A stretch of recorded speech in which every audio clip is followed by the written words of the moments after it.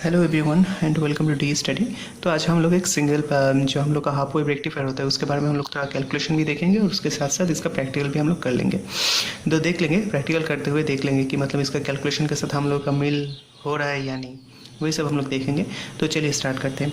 जो हम लोग का जो होता है रेक्टिफायर वो क्या करता है, हम लोग का AC से DC तक इसका कन्वर्शन करता है, यही से DC तक। तो आज हम लोग हाफ वेव के बारे में बात करने वाले हैं। तो देखिए, जो हम लोग का AC इनपुट होता है वो क्या होता है, ये V इन है समझ लीजिए, उसका सिग्नल है साइनोसॉइडल सिग्नल होता है, ये होता है हम लोग का इनपुट। और हम लोग रेक्टिफिकेशन के लिए क्या यूज़ करते हैं, एक डायोड यूज़ करते हैं जिसमें एक PN जंक्शन रहता है। तो ये डायोड का पॉजिटिव होता है, डायोड का नेगेटिव होता है, ठीक है।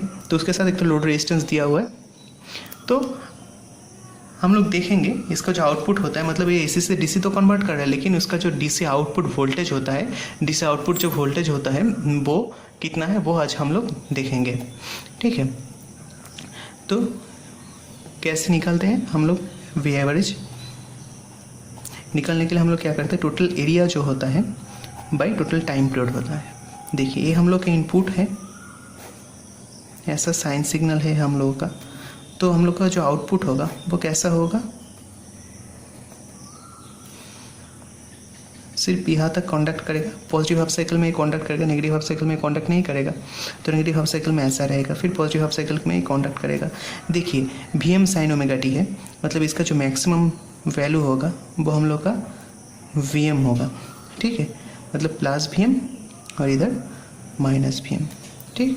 तो हम लोग देखेंगे इसका एवरेज वैल्यू कितना होगा। तो ये है इसका under area, carb under the area, area under the carb. और ये टोटल टाइम पीरियड है यहाँ तक T, ये टोटल टाइम पीरियड है हम लोग का। तो एरिया बाय टाइम पीरियड हम लोग को निकालना है। तो एरिया निकालने के लिए हम लोग क्या करेंगे, इंटीग्रेशन करेंगे 0 से T तक टोटल, ठीक है। तो चलिए करते हैं।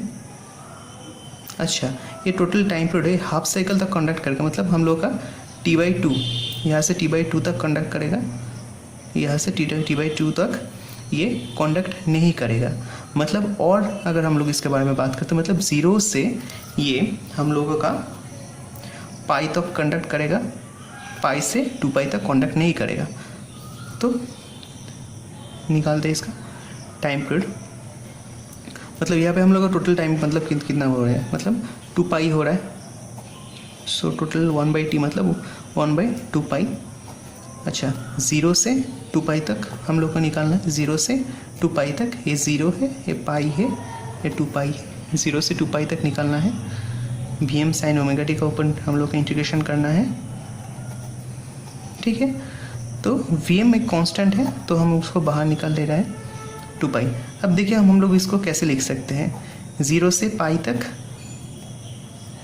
Sine omega T D omega T plus pi से 2π तक sine omega T D omega T, ठीक है। तो देखिए, ये पाई से 2π तक, पाई से 2π तक ये कितना है, ये 0 है। तो हम लोग का ये वाला पार्ट बन जाता है 0। तो रह गया हम लोग का बस ये वाला पार्ट, मतलब हम लोग का रह गया ये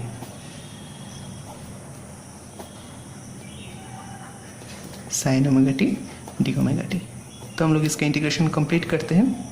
चलिए, इंटीग्रेशन करने से हम लोग का आता है ये, और ये हम लोग का लिमिट बन गया Vm/2π। और जो आता है हम लोगों का ये आता है, मतलब माइनस पाई का मतलब -1 माइनस ऑफ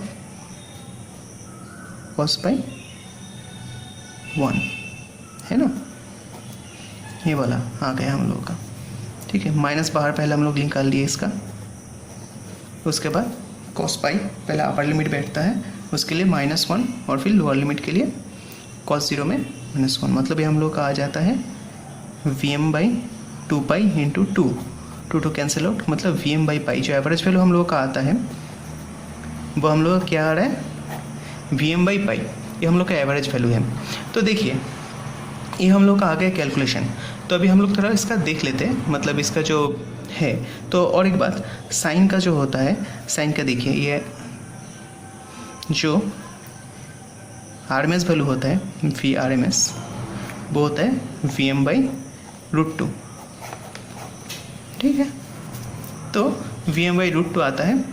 और यहाँ पे देखिए, मतलब अगर हम लोग इसको थोड़ा सा और RMS वैल्यू में कन्वर्ट कर लेते हैं, मतलब ये हम लोग का आ गया, मतलब V average value is equals to हम लोगों का √2 V RMS बाई पाई, ठीक है।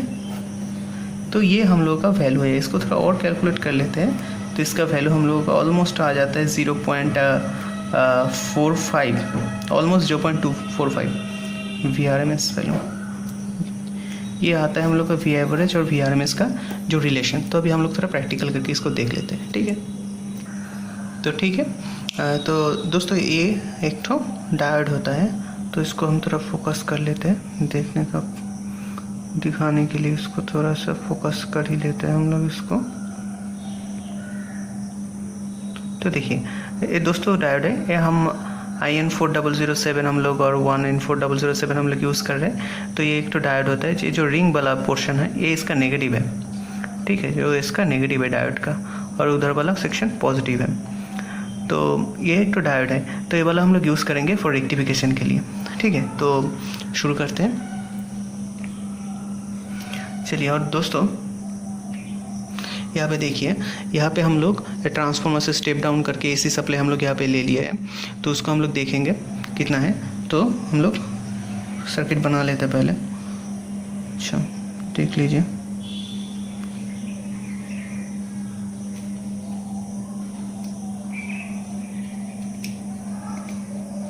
ये डायोड लग गया हम लोगों का, और एक तो रेजिस्टेंस हम लोग ले रहे हैं। ये जो रेजिस्टेंस है ये 1 किलो का रेजिस्टेंस है, कि 1 किलो का रेजिस्टेंस है।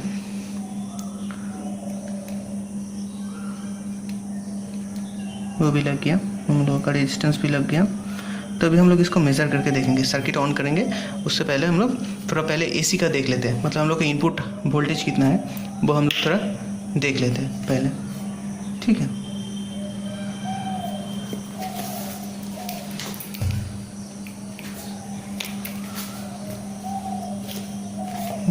देखिए, तो हम लोग का जो इनपुट है वो हम लोगों का है ऑलमोस्ट 10.6 वोल्ट, ठीक है। तो हम लोग का AC वोल्टेज है, तो हम लोग का ऑलमोस्ट 10.6 वोल्ट AC वोल्टेज है, ठीक है। तो 10.6 वोल्ट हम लोग का लिख लेते हैं पहले। हम लोग का जो इनपुट है जो AC है वो हम लोग का 10.6 वोल्ट है। और हमेशा याद रखिएगा दोस्तों, जो हम लोग मेज़र करते हैं वो RMS में होता है। तो अगर इसको हम लोग इस फॉर्मूले से यूज़ करते हैं तो फिर इसका आउटपुट वोल्टेज कितना आना चाहिए, ये जो एवरेज होता है ये DC वोल्टेज होता है, इसका आउटपुट कितना आना चाहिए 0.45 इंटू 10.6 इज इक्वल्स टू हम लोग का आना चाहिए 0.45 इंटू 10.6, दैट मीन्स 4.77, ऑलमोस्ट 4.77 हम लोग का DC वोल्टेज आएगा। तो अभी हम लोग देख लेते हैं इसका DC वोल्टेज कितने में आ रहा है। तो पहले हम लोग इसको DC में सेट कर लिए, उसके बाद देखिए वोल्टेज देखिए दोस्तों 4.47, ठीक है। तो हम लोग का जो आउटपुट वोल्टेज है वो 4.47 है। देखिए यहाँ पे आप रेजिस्टेंस का इधर लगाइए या उधर लगाइए, वोल्टेज आपका एक ही आएगा, क्योंकि देखिए अभी इसमें से रेजिस्टेंस में से कोई करंट फ्लो नहीं कर रहा है। जब तक कि करंट फ्लो नहीं करेगा इसमें वोल्टेज ड्रॉप नहीं आएगा। जब हम लोग इसमें कोई भी लोड लगाएंगे, सपोज LED या कुछ भी लगाएंगे, तब हम लोग देखेंगे इसके बारे में क्या हो रहा है, ठीक है। तो हम लोग का आउटपुट आ रहा है ऑलमोस्ट 4.73, ऑलमोस्ट 4.73। तो हम लोग का जो आ रहा है मेजर्ड वैल्यू जो है हम लोग का आ रहा है 4.73 वोल्ट DC, जो हम लोग अभी मेजर किए, मेजर्ड वैल्यू। और ये हम लोग का क्या है कैलकुलेटेड वैल्यू। देखिए ऑलमोस्ट सेम ही है, क्योंकि AC देखिए हम लोग का जो पावर सप्लाई आता है वो क्या होता है, वो वैरी करता रहता है, ठीक है। वो फिक्स तो रहता नहीं है, इसीलिए थोड़ा सा वेरिएशन आ जाता है। तो देखिए अभी हम लोग यहाँ पे एक तो लोड लगा के देखेंगे, ठीक है। लोड लगा के देखते हैं कि क्या होता है। तो दोस्तों पहले हम लोग यहाँ पे देख लिए कि हम लोग का यहाँ पे वोल्टेज कितना है 4.73। तो जब भी हम लोग यहाँ पे एक देखिए एलईडी जल रहा है, लेकिन देखिए एलईडी जल रहा है, लेकिन ये देखिए कैसे ब्लिंक कर रहा है, क्योंकि हम लोग का जो डीसी है वो प्योरली डीसी नहीं है, वो पल्सेटिंग डीसी, इसका वजह से ऐसा हो रहा है। तो देखिए यहाँ पे ये जल तो रहा है। तो अभी देखिए हम लोग क्या करते हैं, देखिए इसको थोड़ा सा हम लोग थोड़ा फोकस कर लेते हैं। देखिए तो अभी हम लोग वोल्टेज थोड़ा मेज़र कर लेते हैं, ठीक है। तो देखिए इसके अक्रॉस में वोल्टेज कितना है, 0.84, मतलब बाकी जो हम लोग का वोल्टेज है 0.84 के अलावा बाकी वोल्टेज हम लोग इस रेजिस्टेंस का अक्रॉस मिलेगा। देखिए दोस्तों, तो बाकी का जितना भी इसका वोल्टेज है वो हम लोगों का इस रेजिस्टेंस के अक्रॉस पड़ेगा। तो जब तक आप लोड नहीं लगाएंगे, इसमें से करंट नहीं फ्लो करेगा, जब तक करंट नहीं फ्लो करेगा तब तक इसमें कोई ड्रॉप नहीं होगा। जब भी इसमें से करंट फ्लो करेगा तभी इसमें ड्रॉपिंग होगा। तो ये सब बात आप याद रखिएगा और ये देख लीजिएगा। तो हम लोग अभी हाफ वेव के बारे में बात किए, तो इसके बाद हम लोग फुल वेव के बारे में बात करें नेक्स्ट वीडियो में। Thank you.